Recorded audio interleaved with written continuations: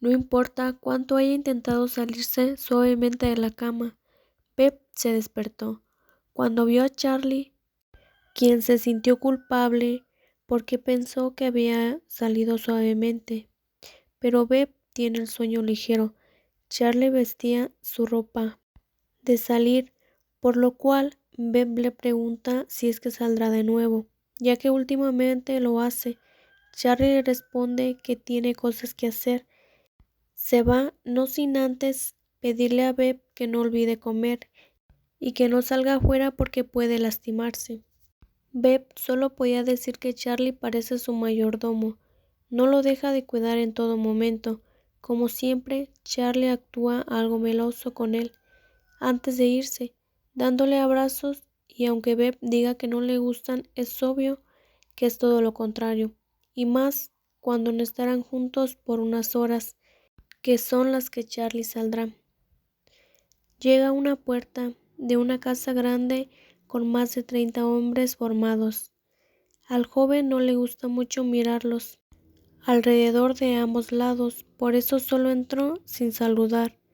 Solo el subordinado, que es la mano derecha del dueño, no le tiene tanto miedo al hijo favorito del gran maestro. Por eso le habla para preguntar si se quedará y arreglarle una habitación, pero el joven responde rápidamente que no se quedará, que debe volver enseguida. Aunque el gran maestro haya ordenado que se quede, no puede obligarlo. Camina al segundo piso y unos segundos después se abre una puerta de habitación que es hablada por todos. Un hombre sentado tomando el té habla en voz baja diciendo: «Viniste más rápido de lo que pensaba». Sin pedir permiso se sienta frente a él y el gran maestro vuelve a preguntar si se quedará. Quien contesta es Kenta, diciendo que Charlie ha dicho que no lo hará. Charlie, impaciente, por fin habla, diciendo que no tiene tiempo y que si tiene algo que decir lo diga rápido. El hombre de 56 años coloca la taza de té con cuidado y empieza a decir que tuvo que llamarlo para que venga a visitarlo, por lo que de su parte no vendría. Charlie solo le responde que ya diga lo que quiere, porque tiene que irse. Día tras día, Charlie peleaba más y más sin perder una palabra, lo cual el gran hombre se preguntaba cómo crió a este niño, pero no sabía discutir, porque el joven había sacado más de su personalidad de lo que había planeado.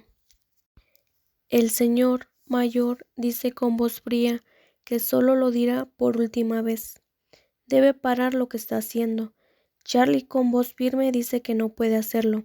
Sabía que eso haría enojar al otro, pero no tiene motivos para mentir. ¿Entonces quieres que te lo muestre? La voz del padre sonaba cada vez más irritada. Lo que quieras hacer conmigo, hazlo. No quiero adivinar, responde Charlie. El padre dice que quién dijo que le haría algo a él, que el hacerlo allá sabe quién le enseñará una lección.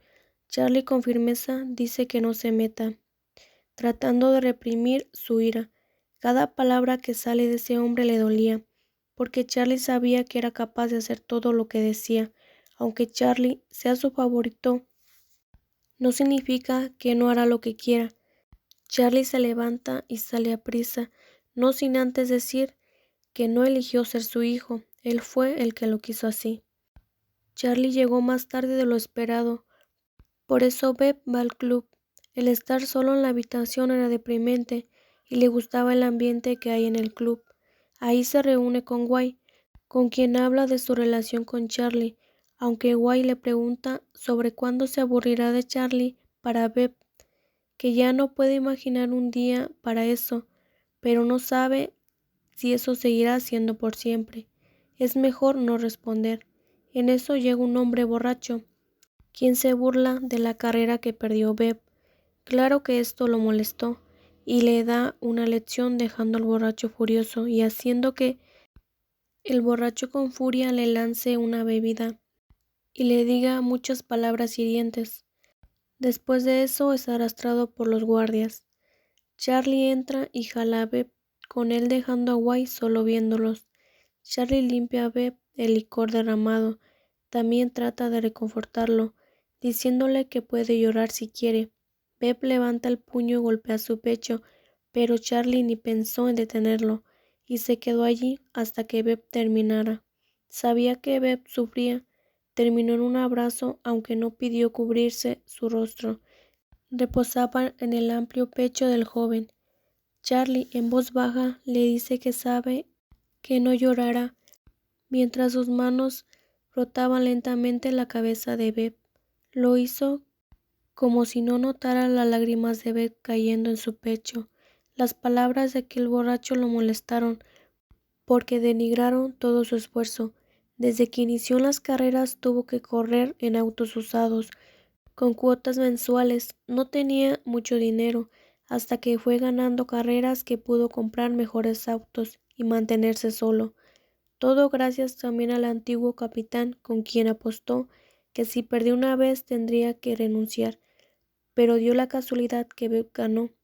Por eso negaría rotundamente que le digan que llegó lejos gracias al dinero del hombre que lo crió. Después de que los sollozos disminuyen, Charlie llama a Beb y lo invita a caminar. Gracias al auto prestado por Guy, que tiene techo abierto, podían levantar y mirar las estrellas tranquilamente los dos solos.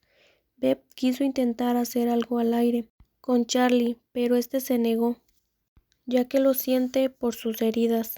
Beb se molestó, pero tuvo que dejar de lado su idea, porque no es bueno para su cuerpo. Mejor cambian de tema y Beb le pregunta por la ropa formal que está vistiendo, ya que está usando un traje. Charlie le dice que a su padre le gusta que vista así cuando va a verlo.